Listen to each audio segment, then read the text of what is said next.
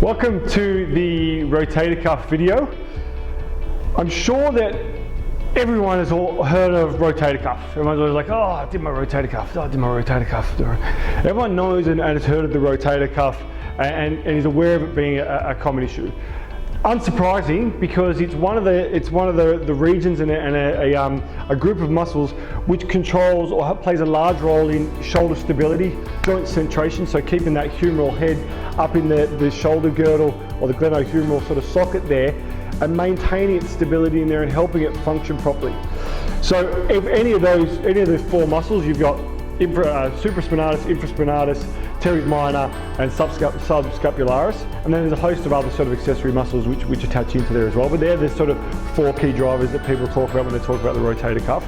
If any one of those is failing at its job, then it's considered a rotator cuff issue. Now, what those muscles do is they help to, as I said, keep the humeral head in the center of the joint.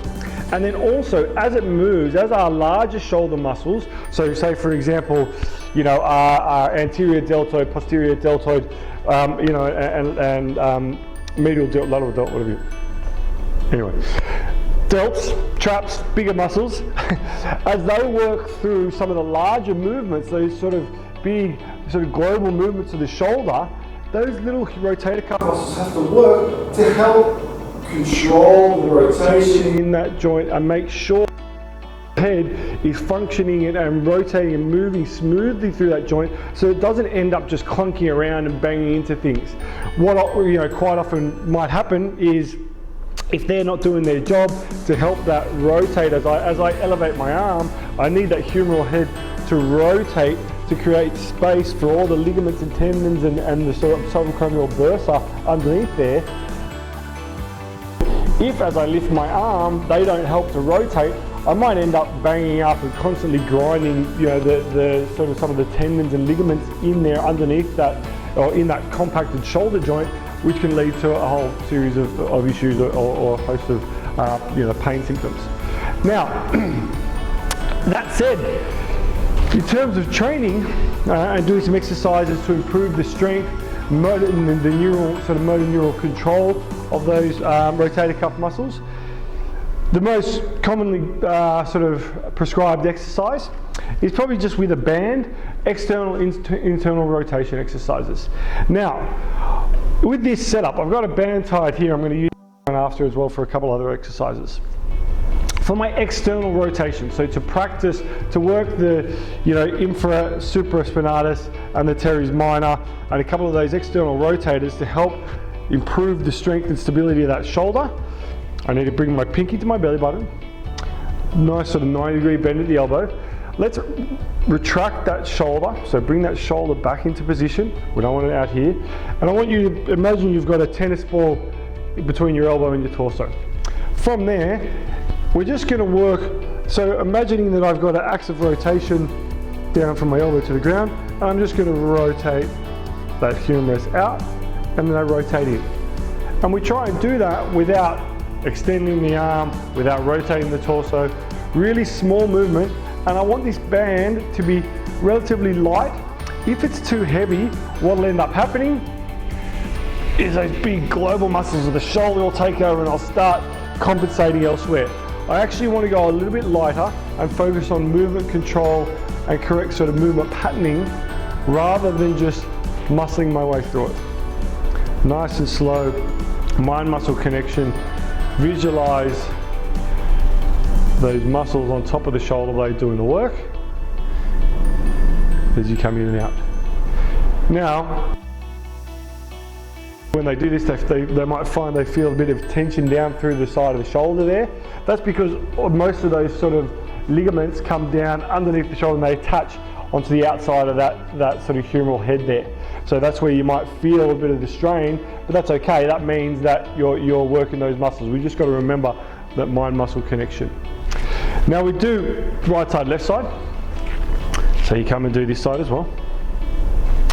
Now then, after you've done the external, we've got to go internal. So that subscapularis, there's only one sort of muscle there. It's a big sort of muscle, sits on the inside of the shoulder blade, attaches into that humeral head, and then helps to rotate in and bring the arm in closer to the body. Now it's a bit of a solid, like it works, you know, in terms of the rotator cuff, it's you know, the only one that focuses on internal rotation, and that we more commonly experience issues and tears with the external rotators. However, you know, what goes out's got to go in. We've got to work the opposite movements as much as we work the opposite movement. You know what I mean. Let's go. Elbow into the body, and then we internally rotate. So you come out, and then we bring the pinky into the midline of the body. So we do a bit of internal rotation and external rotation. Once you've done those, we've got those little muscles working, activated, neuromuscular connection, so the brain and the muscles are working together. We know they've got a job to do. I then like to move to a light band pull apart. So from here, now in order just to hold my arms here, all of a sudden I'm recruiting those larger muscles of the shoulder. And also then as I pull it out across the back, I'm recruiting sort of mid-trap, rhomboids, all those muscles that bring the shoulder blades in together. However, at the same time, I'm going to do a little bit of external rotation there. So I just want to train those rotator cuff muscles to work with those bigger global muscles in some of the more you know, commonly seen actions that we do in the gym here. So now we're saying, okay, you've got you know your job in that external internal rotation. That's you guys.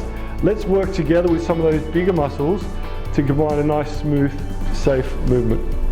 In and out, in and out. The last one in that series is I come band on the floor, step on it. I'm going to scrunch it up in the palm of my hand, so it's coming right out through the bottom of my fist there. 90-degree bend at the elbow. Let's come up to the side there. So as though you're laying your arm on a mate. And then again, you feel these big muscles here of the shoulder working to support this abducted position. And then I'm going to do some external rotation whilst I'm in that position. So once again, getting the stabilizers and the prime movers to work together. So they go up and out. So whilst you're maintaining that shoulder position, you're also then recruiting and using those rotator cuff muscles to help support the joint as it works through its full range there. And you do the other side. Up and down. Go through those as a series. Great little few exercises just to maintain that shoulder health and prevent you from you know, getting into those rotator cuff tears that we hear so much about. Apologies for the slip-ups with the tongue this morning. This is pre-coffee, so I better go get myself one of those. Thanks, guys.